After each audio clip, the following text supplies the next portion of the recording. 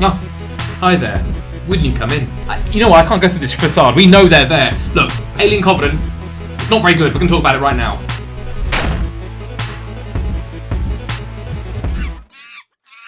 So before we get into this, I should say spoilers. We're gonna spoil this film rotten. This is the first time we've ever done it. It's the first time we've ever spoiled a film, but we feel like to really rant and rave about this film, and not rave about it in a good way, but to really kind of say why we're unhappy with it, you have to kind of go into the plot details. So they're spoilers, basically. So let's start off with our general impressions and get that over and done with. Luke, what did you think, just in general, about the film? Oh my god.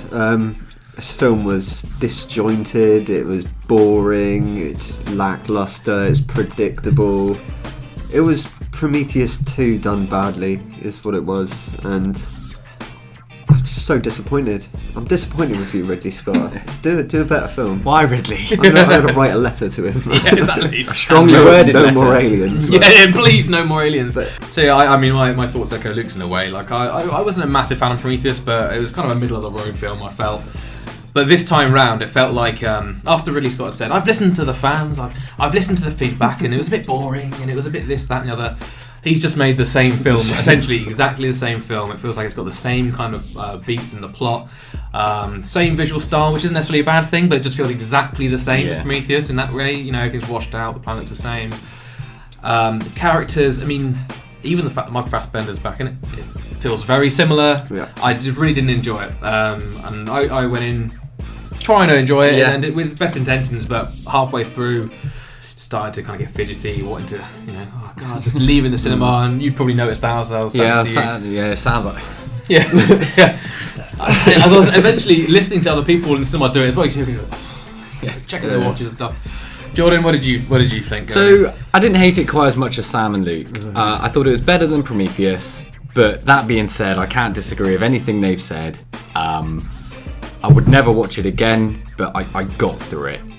I battled through it. I survived. Don't worry about that. Survived some horrible disease. Yeah. So, if you've seen Prometheus, you've seen this motley crew of people going out into the galaxy for some reason. This time round, they're taking a group of colonists across to a brand new planet. There's a bit of a solar flare, and the ship gets damaged, and so the crew are woken up to go and repair it. And then they find a transmission from another weird alien world. And so they go and explore. They go and see, maybe this world would be better for us to colonise than the one we're going to go to, because it's a lot closer. And then Prometheus ensues, essentially. That plot line of Prometheus just happens. Get off the ship, get infected, go back to the ship, all hell breaks loose. Yeah, essentially, yeah. So, no points of story, really. Very, very boring. They're probably on the planet for a good... 80% of the movie? Yeah. Most of the movie is on the planet. Yeah, and that's where the biggest chunk of the story happens. What did you guys think of the story as a whole? I mean, in terms of what little there was. It was just disjointed. It just didn't flow too well, and it just felt a lot of the same, to be honest. It felt exactly the same as Prometheus, like you said. I mean, the whole taking the alien on board a ship would have worked a lot better, but that happens 10 minutes of the movie, maybe at the end, 20 minutes at the end. What was your biggest problem with the story? What was your biggest problem with the story? I know I felt it was just all too slow. Nothing really happened. Nothing kind of felt like it made any sense. It was hard to tell what was going on where. So I guess my issue was, and I don't know if this is picking, but this didn't sit well with me, is the majority of the film takes place because scientists make non-scientific decisions, essentially. Yeah, that's true, yeah. Just idiots. Yeah. What more can I say? They're stupid. They go onto an alien planet. Yes, there's oxygen, but we have airborne diseases on Earth, so there's likely airborne diseases, and that's the first thing I thought when it got off. Don't go on that planet without a spacesuit. They're not even wearing gloves. In an alien world, they think because the atmosphere is breathable and there's running water, that it must be fine. But the whole kind of point of this film, and a lot of the time in Aliens, it's about parasites. It's about things that get in your bloodstream, things that transform you. They're not wearing gloves. They're bathing in water. They've got open wounds. They're splashing water into. If they worn a face mask, this film wouldn't have happened. This film I thought exactly the same thing as soon as it happened. Yeah, it really frustrated me as well. It just felt like these guys are idiots. They would be making better decisions than this.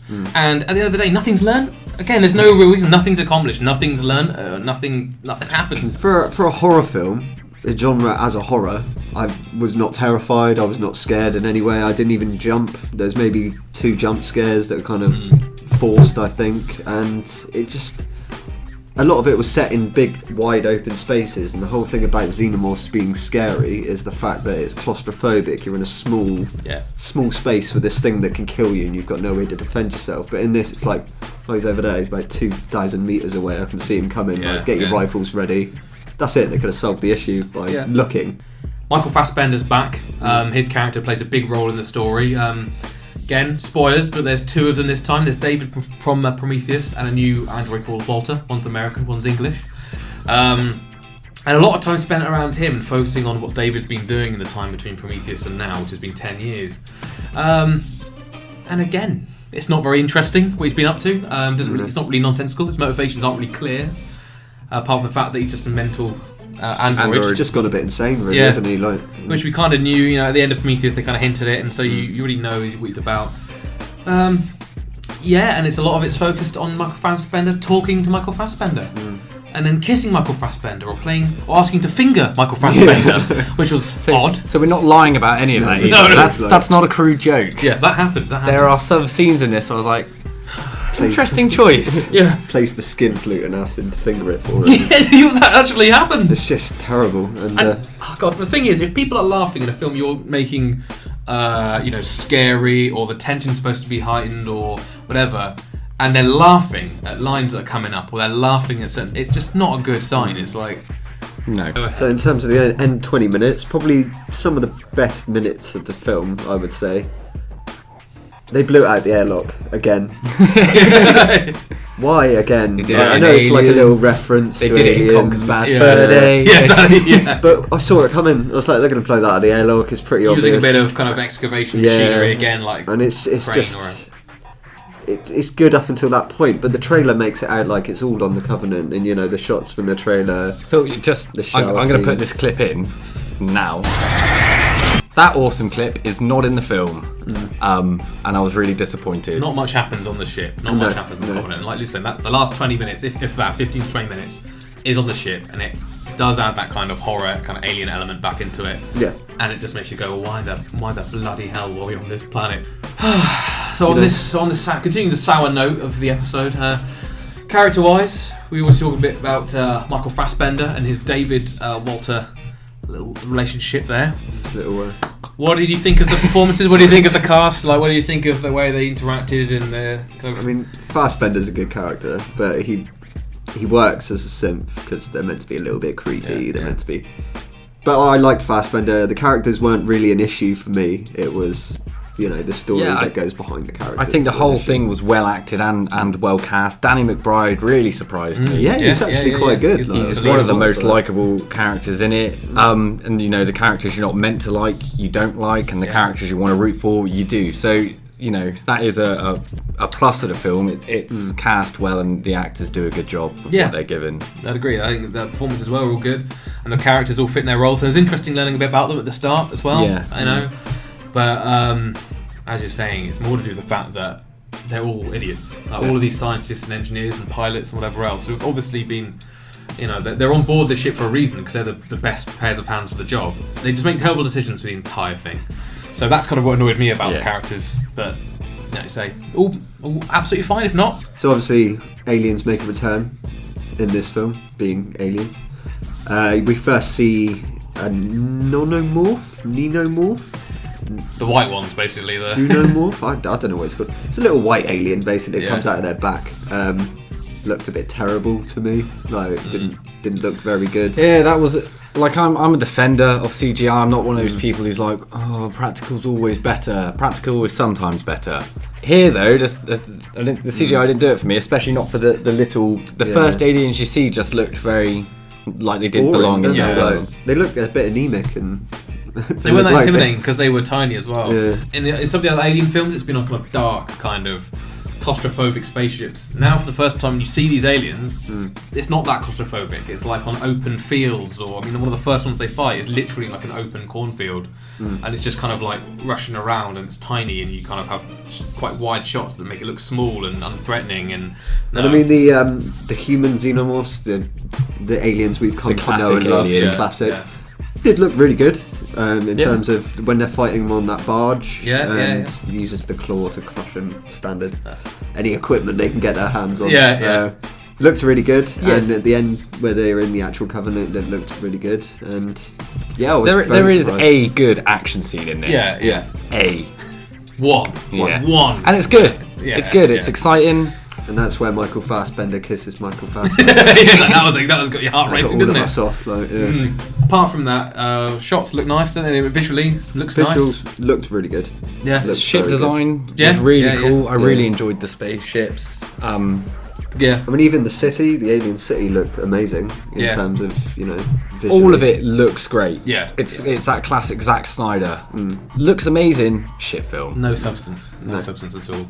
So, it doesn't stack up to the old films. There's plenty more we could say. There's plenty more we could whine and moan about, like man babies. But let's go with our final verdicts now.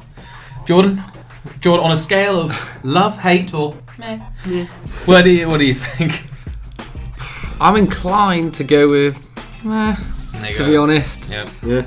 I got, like I said, I got through it. But it did nothing for me, but I wasn't angry come the end. I was just like, well, that happened. Got through it. 2 hours. It's not wasted. good when you leave a film think I got through that at least. Like watching Transformers 2. Luke, did you love it or hate it? I loved it. No, I hate it. yeah. Wasted 2 hours. If I'd paid for it, I would have got my money back. Yeah. Yeah, like, just that bad. Hated it. I've got to say, halfway through, I was kind of like in your shoes. I was thinking, actually, this is alright. It's not brilliant, but then by the end, I was just wanting to leave. And if I want to leave a film, then I'm clearly not enjoying it. If you sat there fidgeting, going, I want this to be over, I hated it. On an extreme scale, hate's a very strong word, but I hated it. So I think we can't recommend this one for you at all. I wouldn't even recommend it to alien fans. Oh, and we've ruined it for you now. Yeah, so- we've ruined it. So we're going to go off now and drown our sorrows and try and forget this mess as soon as possible. If you enjoyed the video today, please remember to like, share and subscribe. It really does help us out and the channel. So we'll see you next time for another review. Until then, don't see Alien Covenant. Ever. Bye. Cheers.